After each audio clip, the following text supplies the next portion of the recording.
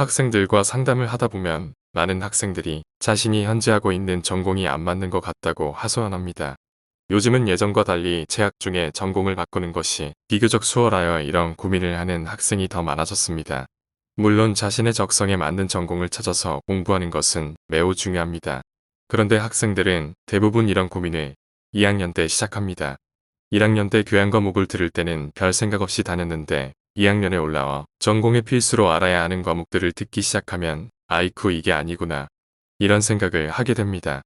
왜냐하면 2학년 때 배우는 과목들은 어느 전공이건 상관없이 무척 어렵습니다. 배우는 내용이 이해하기 어렵다 보니 이게 내 적성이 아닌가 보다 생각하기 시작합니다. 그런데요. 2학년 과목은 어느 전공을 가건 어렵습니다. 많은 학생들이 전공을 바꾸었다가 후회하는 이유입니다. 적성에 대해서 생각해 보겠습니다. 제가 평생을 공대에 근무했으니 공대를 예로 들어 생각해 보겠습니다. 우리가 누구처럼 골프를 잘 치거나 축구를 잘하면 그걸 하면 됩니다. 미술이나 음악에 천재성이 있어도 마찬가지입니다. 그걸 하면 됩니다. 그런데 그런 재능은 0.1% 사람들만이 가지고 태어납니다. 나머지 99.9%의 사람들은 그저 열심히 공부해서 한 분야의 지식을 쌓고 그걸 미천으로 직장을 잡아 생계를 이어갈 뿐입니다. 대학에 와서 어느 전공을 공부할 때 거기에는 특별한 재능이나 적성이 필요한 게 아닙니다. 새로운 학문에 발을 들여놓으려니 나설고 힘이 들 뿐입니다. 저는 기계공학을 공부해 박사학위를 받고 교수가 되었습니다. 그럼 저는 기계공학에 재능이 있었을까요? 적성이 딱 맞아떨어진 것일까요? 전자공학이나 화학공학을 했으면 지금보다 공부를 못했을까요? 공대에서 교수 생활을 하고 은퇴할 때가 되어 느끼는 것은 공학의 모든 학문은 서로 통하고 있다는 것입니다.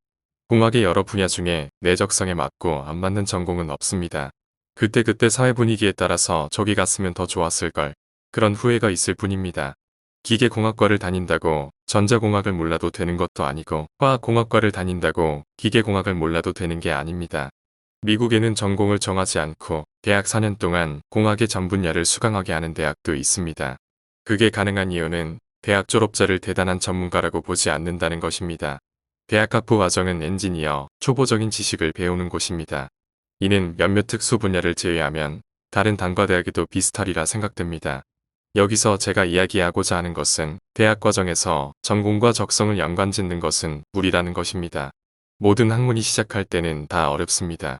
적성에 안 맞아 어려운 게 아닙니다. 물론 사람의 성향에 따라서 문과적 기질을 가진 사람과 이과적 기질을 가진 사람으로 나누기도 합니다. 그것도 별 의미가 없다는 얘기를 하려고 합니다. 기계공학을 전공한 저는 책 보는 걸 좋아하고 글 쓰는 걸 즐겨합니다. 젊은 시절 전공 공부는 등한시하고 경제학, 역사 서적을 주로 많이 읽었습니다. 그러면 다분히 문과적 기질을 가진 것으로 봐야겠지요. 그런데 시간이 지나고 보니 문과적 기질을 가진 공대 졸업자가 환영받는 세상이 되었습니다. 대표적인 예로 요즘 게임 산업과 같은 소프트웨어 업체에서는 더 이상 공대 출신만을 채용하지 않습니다. 모든 공학적인 디자인에 요즘은 스토리가 들어가야 하고 따뜻한 인간미가 들어가야 합니다. 공학을 전공한 사람들을 공돌이라고 비하하던 시절이 있었습니다. 그건 공대를 졸업한 사람들이 독서량도 부족하고 일반적으로 글쓰기 능력도 부족하다는 편견에서 생긴 것입니다. 요즘 세상에 공대를 다닌다고 문과생보다 독서를 더했거나 글쓰기 능력이 부족하다면 그 사람은 졸업 후 괜찮은 직장을 잡기가 어렵습니다. 반대로 문과생들도 기술의 발전을 이해해야 하고 기본적인 코딩 능력을 갖추어야 합니다. 요즘 디지털 문맹이라는 단어가 자주 등장합니다. 문과생이라도 기본적인 코딩을 이해하지 못하면 그 사람이 바로 디지털 문맹자입니다.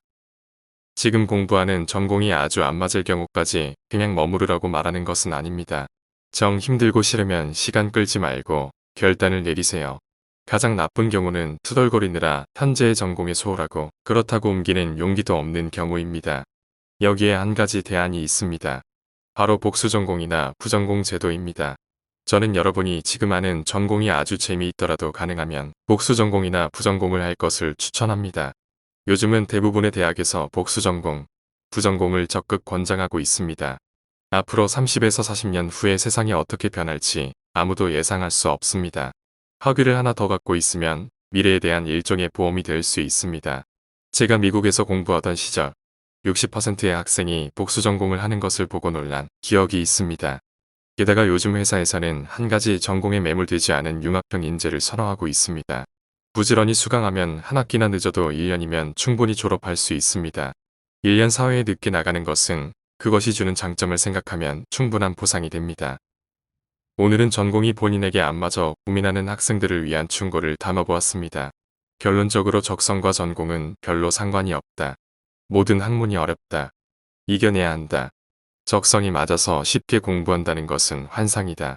정 싫으면 빨리 결단하라. 그러나 그 전에 복수 전공이나 부전공을 생각해 보아라. 이렇게 정리하겠습니다. 긴 대화 듣느라 수고하셨습니다.